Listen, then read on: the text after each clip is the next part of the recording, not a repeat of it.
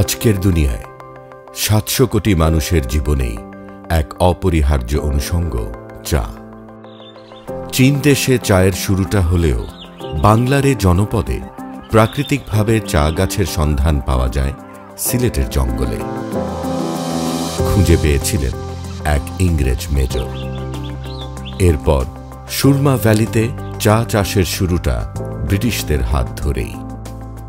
1854 সালে তৈরি করা মালনীছড়া এই অঞ্চলের প্রথম চা বাগান। চা এ জনপদে অন্যতম শিল্প হিসেবে বিকশিত হতে থাকে। এরপর দেশভাগ।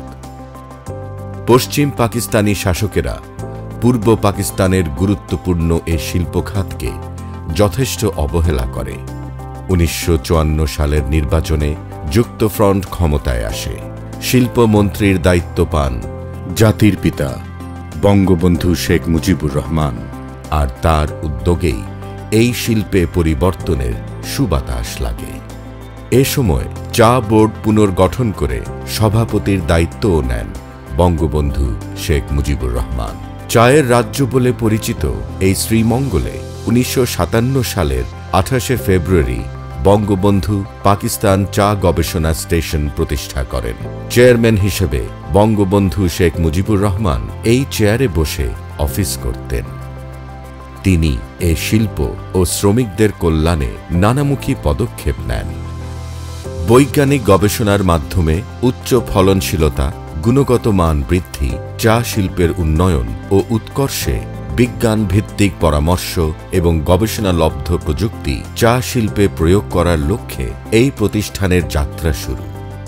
বঙ্গবন্ধু শেখ মুজিবুর রহমান তখন গবেষণার জন্য নতুন যন্ত্রপাতি ক্রয়, লাইব্রেরি স্থাপন এবং গবেষকদের বিদেশে প্রশিক্ষণের ব্যবস্থা করেন।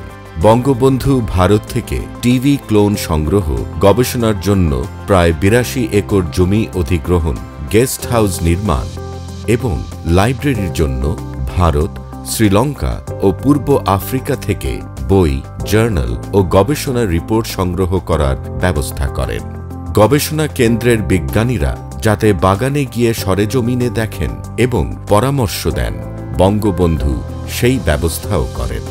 সফলতাও আসে দ্রুত। যুক্তরাজ্য, আয়ারল্যান্ড, পশ্চিম জার্মানি এবং বাহরাইনে চা রপ্তানি করে তৎকালীন সময়ে 30 মিলিয়ন টাকা আয় হয়। সমুদ্রপৃষ্ঠ থেকে মাত্র 23 মিটার উচ্চতায় দার্জিলিং চায়ের সুগন্ধিযুক্ত BT2 আবিষ্কারের জন্য প্রতিষ্ঠানটি স্বর্ণপদক অর্জন করে। 1971 সাল, মহান মুক্তিযুদ্ধ। চা বাগানগুলো রেহাই পায়নি। পাকিস্তানি হানাদাররা মালনীছড়ার বাংলোতে বাগান ব্যবস্থাপককে হত্যা করে। আরও চা বাগান ও কারখানা জ্বালিয়ে দেয়। যুদ্ধ বিধ্বস্ত দেশ। অন্য সবকিছুর সঙ্গে চা শিল্পকে পুনরায় জীবিত ও পুনর্বাসিত করতে জাতির পিতা বঙ্গবন্ধু শেখ মুজিবুর রহমান দ্রুত পদক্ষেপ নেন।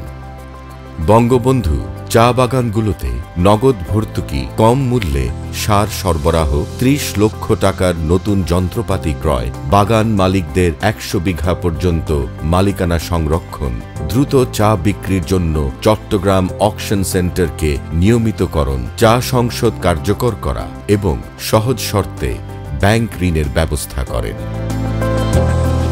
বঙ্গবন্ধু চা শ্রমিকদের নাগরিকত্ব ও ভোটাধিকারের পাশাপাশি চা সংসদের প্রতিনিধিত্বের সুযোগ করে দেন। তিনি শ্রমিক কল্যাণে কার্যকরী পদক্ষেপ গ্রহণ করেন। শ্রমিকদের রেশন, আবাসন, চিকিৎসা, বিশুদ্ধ খাবার পানির ব্যবস্থা করার জন্য মালিকদের তিনি উৎসাহ দেন। শিল্পমন্ত্রী থাকাকালীন বঙ্গবন্ধু শেখ মুজিবুর রহমানের প্রতিষ্ঠা করা সেই গবেষণা প্রতিষ্ঠানটি এখন বাংলাদেশ চা গবেষণা ইনস্টিটিউট বা সংক্ষেপে BTRI নামে পরিচিত। এই ইনস্টিটিউট বর্তমানে দেশের 12টি জাতীয় কৃষি গবেষণা প্রতিষ্ঠানের অন্যতম। এই ইনস্টিটিউট উচ্চ ফলনশীল ও আকর্ষণীয় গুণগত মানের 20টি ক্লোন ও 5টি বীজজাত উদ্ভাবন করেছে। বঙ্গবন্ধুর উদ্যোগের ফলাফল নিয়েই চা বাংলাদেশের অন্যতম শিল্প খাত হিসেবে প্রতিষ্ঠিত। পৃথিবীর চায়ের 3% উৎপাদন হয় বাংলাদেশে। চা শিল্প উন্নয়নে বর্তমান সরকারের উদ্যোগ এবং অনুকূল আবহাওয়ার কারণে 2016 সালে বাংলাদেশ 85 মিলিয়ন কেজি চায়ের উৎপাদন করে আগের সকল উৎপাদন রেকর্ড ছাড়িয়ে গেছে। বঙ্গবন্ধুর নেওয়া উদ্যোগের ধারাবাহিকতাতেই আজও তার সোনার বাংলার স্বপ্ন পূরণে তারই সুযোগ্য কন্যা মাননীয় প্রধানমন্ত্রী শেখ হাসিনা বাংলাদেশের চা শিল্প উন্নয়নে গুরুত্বপূর্ণ অবদান রেখে চলেছেন।